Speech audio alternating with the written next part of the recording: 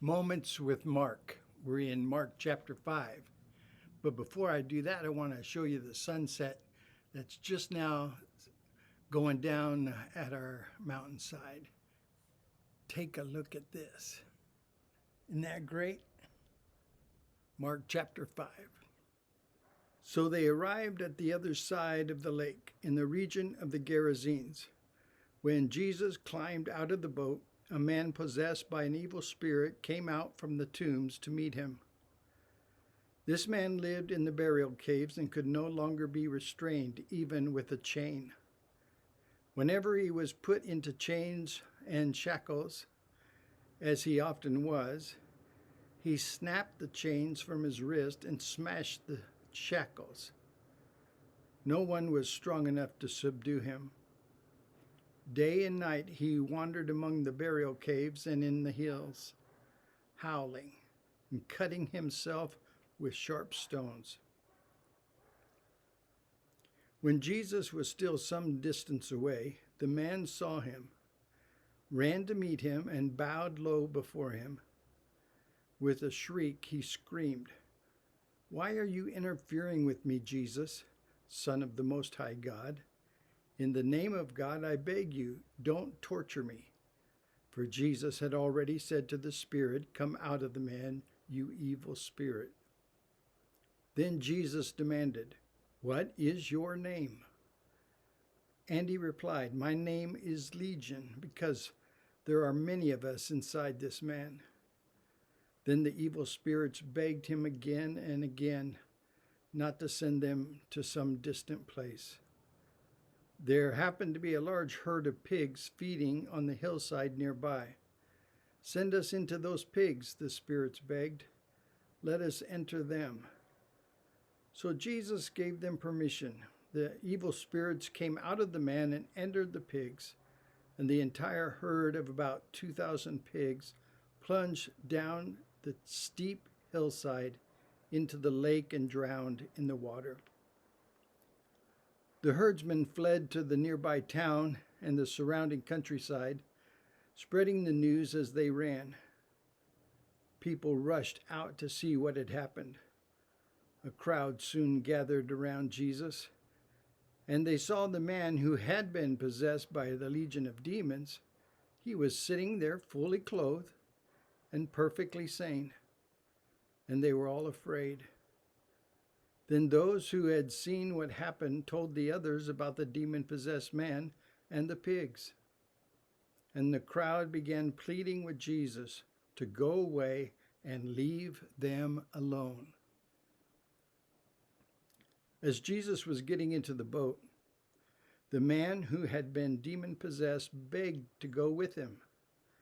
But Jesus said, "No, go home to your family and tell them everything the Lord has done for you and how merciful he has been." So the man started off to visit the 10 towns of the region and began to proclaim the great things Jesus had done for him.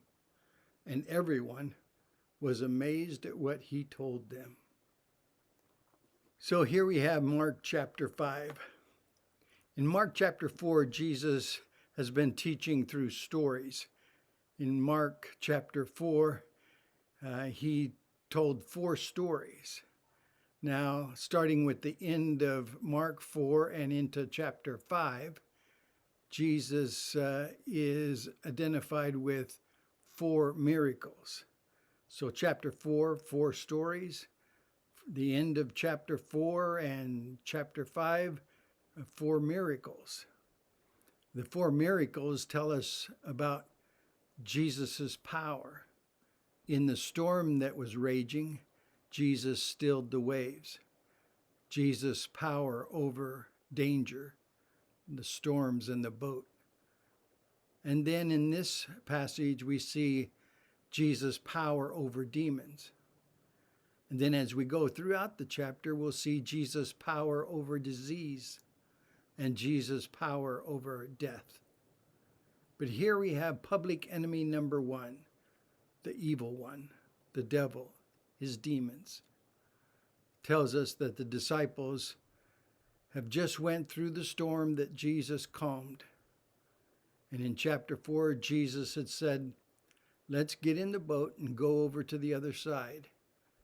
And if you notice, that's exactly what they did. They didn't go under in the storm. They went over to the other side. Verse 1 of chapter 5 says they didn't go under. They went over and arrived on the other side. Then we see in verse 2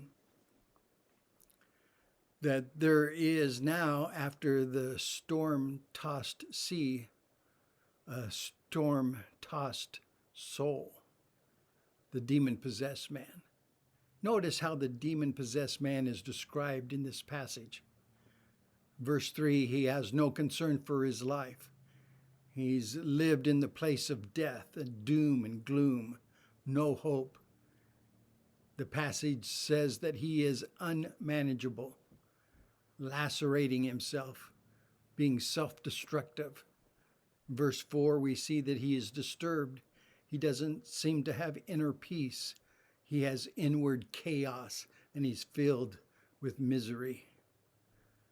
He has constant inner unrest. In verse 5, we see that there is destruction, there's violence, there's no inner peace. He hurts himself and seems to be prone to hurting others. This really is a picture of what sin does to a person. Sin may be pleasurable for a season, but sooner or later it will bring destruction. In verse 7, the tortured soul was pleading for escape from torture. I beg of you, he says, don't torture or torment me. In verse 9, he was a tormented soul and he was overwhelmed. The legion, the demons were overwhelming him. And Barclay states that in God's scale of proportions, there is nothing so important as the human soul. The human soul is God's number one concern. And then we saw in verses 15 through 17 some interesting thoughts come out in those verses. It says that they saw the man there sitting sane, peaceful, clothed, and in his right mind. And then it says, and they were afraid. Isn't that interesting?